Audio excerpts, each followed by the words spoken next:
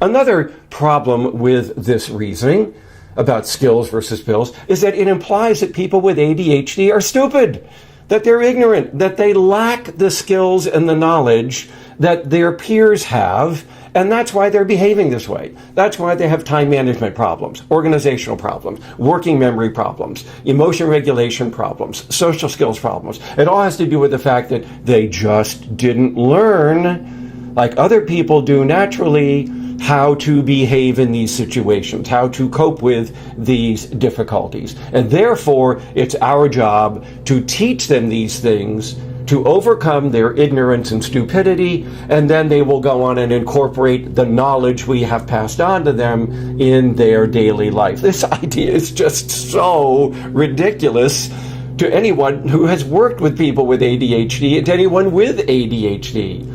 People with ADHD know what other people in their peer group know, unless they have been or experienced educational inopportunity. They come from an impoverished home, an impoverished family, maybe a Romanian orphanage or something, and they just weren't exposed to the information about passing on this knowledge and set of skills. But the average individual with ADHD has grown up where everybody else has grown up with ADHD, with movies and television and now the internet and streaming and all the other sources by which we acquire information about our environment and how to act, in addition to what you get in school.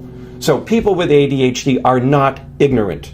They know what other people generally know. That doesn't mean we can't go back and focus more on some of the skills to emphasize them and give them ways of incorporating them into their daily life, such as ADHD coaching, but that's not the source of their problem.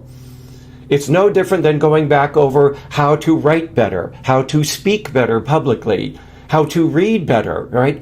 All of us have those skills, but that doesn't mean we can't improve them to some extent with a bit of retraining. So I'm not saying don't do skill training.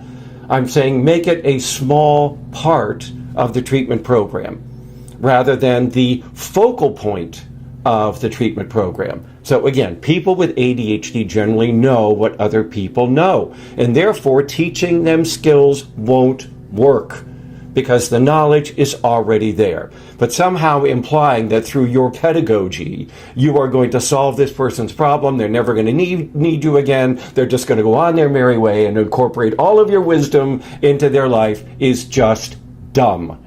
So that's another problem with this approach to thinking about ADHD treatment.